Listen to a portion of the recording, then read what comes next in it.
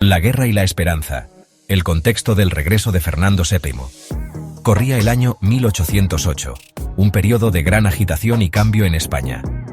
La Guerra de la Independencia Española, un vendaval de resistencia contra la invasión napoleónica, azotaba la península ibérica.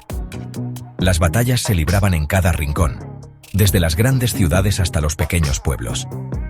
El pueblo español, unido en su lucha por la libertad, se aferraba a una imagen, la de su rey, Fernando VII, cautivo en Francia. La figura del rey se convirtió en un faro de esperanza en medio de la oscuridad de la guerra. Fernando, despojado de su trono por las artimañas de Napoleón, se había convertido en un símbolo, en la esperanza de una nación. Su cautiverio no solo representaba la pérdida de un monarca, sino también la lucha por recuperar la soberanía y la identidad nacional. Su regreso, anhelado por muchos, representaba la promesa de un futuro mejor, la restauración del orden y la justicia tras años de conflicto y agitación. Las calles se llenaron de júbilo y celebración, con la esperanza de que la paz y la estabilidad finalmente regresarían a la nación. La Guerra de la Independencia no fue solo una lucha contra un invasor extranjero. Fue una batalla por el alma de España, una lucha por definir su futuro y su identidad. Fue también un crisol donde se forjaron nuevas ideas, donde el liberalismo, con su mensaje de libertad e igualdad, comenzó a prender en las mentes de muchos españoles. Las ideas de cambio y progreso se difundieron, desafiando las estructuras tradicionales. La ausencia de Fernando VII había abierto un espacio para el debate político, para la creación de las Cortes de Cádiz y la promulgación de la Constitución de 1812, la PEPA, un documento revolucionario que limitaba el poder del monarca y establecía principios democráticos. Este periodo de transformación sentó las bases para el futuro de España, marcando el inicio de una nueva era. El regreso del deseado, alegría y expectativas en 1814. En 1814, tras la derrota de Napoleón y el fin de la guerra, Fernando VII regresó a España. Este evento marcó un momento crucial en la historia del país, lleno de esperanza y promesas de un futuro mejor. Su llegada desató una oleada de júbilo popular. Las calles se llenaron de gente celebrando, y el ambiente estaba cargado de emoción y optimismo. Había vuelto el deseado, el rey legítimo, el símbolo de la unidad nacional. Para muchos, su regreso significaba el fin de la incertidumbre y el comienzo de una nueva era. Las calles se engalanaron con banderas, la gente vitoreaba su nombre y la esperanza florecía en los corazones. Era un tiempo de celebración y de grandes expectativas. Se esperaba que Fernando, consciente del sacrificio del pueblo español durante la guerra, abrazara las reformas liberales y gobernara con justicia y moderación. La gente anhelaba un cambio que reflejara los ideales de libertad y progreso. La realidad, sin embargo, tomaría un rumbo diferente. Las esperanzas pronto se vieron frustradas por decisiones que no alineaban con las expectativas del pueblo. Fernando VII, influenciado por las presiones de la nobleza y el clero, decidió ignorar la Constitución de 1812 y restaurar el absolutismo. Esta decisión fue un golpe devastador para aquellos que habían luchado por un cambio. Su decisión, un duro golpe para las aspiraciones liberales del país, marcó el inicio de un periodo de represión y conflicto que marcaría profundamente la historia de España. La esperanza se transformó en desilusión, y el país entró en una etapa de turbulencia. El manto del absolutismo. La decepción del pueblo español.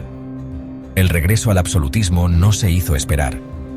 Fernando VII, haciendo oídos sordos a las demandas de reforma y modernidad, disolvió las Cortes de Cádiz y persiguió a los liberales, acusándolos de traición. La Constitución de 1812, símbolo de libertad y progreso, fue abolida, sumiendo a España en un clima de censura y miedo. La decepción del pueblo español fue enorme. El rey al que habían aclamado como salvador se convertía ahora en un tirano que pisoteaba sus derechos y libertades. El deseado se transformaba en el rey felón, un monarca aferrado al pasado, incapaz de comprender las nuevas realidades de un mundo en transformación. Entre la sombra y la luz. Aspectos positivos del reinado de Fernando VII. A pesar de la sombra del absolutismo, el reinado de Fernando VII no estuvo exento de ciertos aspectos positivos. En el ámbito cultural, se impulsó la creación del Museo del Prado, uno de los museos de arte más importantes del mundo, albergando obras maestras de artistas como Velázquez, Goya y El Greco. En el ámbito económico, se realizaron esfuerzos por fomentar la industria nacional y mejorar la infraestructura del país, aunque sin lograr un desarrollo significativo. Se promovió la construcción de carreteras y canales, buscando mejorar las comunicaciones y el comercio interno. Sin embargo, estas iniciativas se vieron lastradas por la falta de libertades, la corrupción y la inestabilidad política que caracterizaron su reinado. La larga sombra de la represión. Los enemigos del rey. El reinado de Fernando VII estuvo marcado por la represión sistemática de cualquier forma de disidencia. Los liberales, acusados de subversión y masonería, fueron perseguidos, encarcelados o enviados al exilio. La Inquisición, abolida durante la ocupación francesa, fue restaurada, aunque con poderes limitados, y se convirtió en un instrumento de control ideológico y social. La sombra de la censura se cernió sobre la prensa, la literatura y el arte. Escritores, periodistas e intelectuales que se atrevían a criticar al régimen o a defender ideas liberales eran silenciados. El miedo se instaló en la sociedad española, limitando la libertad de expresión y frenando el desarrollo político y social del país. Conflictos y retos. Un reinado marcado por la inestabilidad. El reinado de Fernando VII estuvo marcado por la inestabilidad y los conflictos. La pérdida de las colonias americanas, que declararon su independencia en un proceso imparable, supuso un duro golpe para la corona española y sumió al país en una profunda crisis económica y social. A nivel interno, el descontento popular se traducía en levantamientos y pronunciamientos militares, liderados por liberales que buscaban el retorno a la Constitución de 1812 y el fin del absolutismo. El trienio liberal, de 1820 a 1823, supuso un breve paréntesis en el absolutismo fernandino, pero la intervención de la Santa Alianza restauró a Fernando VI en el trono, dando paso a una nueva ola de represión. La España de Fernando VII, una sociedad en transformación. A pesar del clima de represión, la sociedad española experimentaba cambios profundos. El crecimiento demográfico, la expansión de la agricultura y el incipiente desarrollo industrial estaban transformando el país. Las ideas liberales, aunque perseguidas, se expandían en secreto, calando en las clases medias y en un sector del ejército. Las mujeres, relegadas a un segundo plano en la sociedad tradicional, comenzaban a alzar su voz.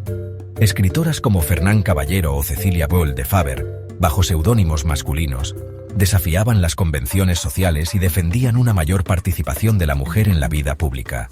La educación, aunque limitada, experimentaba una cierta expansión, sentando las bases para futuros avances. Legado de un rey controvertido, entre el absolutismo y el progreso.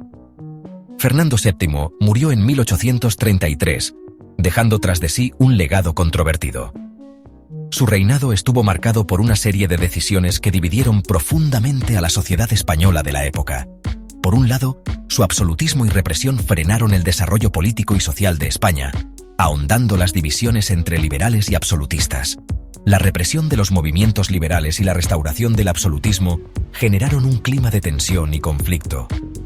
Por otro lado, durante su reinado se sentaron las bases de la España moderna, con la creación de instituciones como el Museo del Prado y el Archivo Histórico Nacional. Estas instituciones se convirtieron en pilares fundamentales para la cultura y la historia de España. Su muerte desencadenó una crisis sucesoria que desembocaría en las guerras carlistas, un conflicto armado entre isabelinos, partidarios de Isabel II, hija de Fernando VII, y carlistas, que defendían el trono para Carlos María Isidro, hermano del rey fallecido. Esta crisis sucesoria reflejaba las profundas divisiones políticas y sociales de la época. Las guerras carlistas, que asolaron España durante décadas, fueron una consecuencia directa de las tensiones políticas y sociales generadas durante el reinado de Fernando VII. Estas guerras no solo devastaron el país, sino que también dejaron una huella duradera en la historia de España, marcando el inicio de una era de inestabilidad y conflicto. Conclusión. La huella imborrable de Fernando VII en la historia de España. Fernando VII, el rey felón, el deseado, encarna la complejidad de un período histórico convulso. Su reinado, marcado por el absolutismo, la represión y la pérdida del imperio americano, dejó una huella imborrable en la historia de España. A pesar de sus errores y excesos, su figura sigue siendo objeto de debate entre historiadores y ciudadanos, un recordatorio de los peligros del autoritarismo y la importancia de la libertad y la justicia para el progreso de una nación.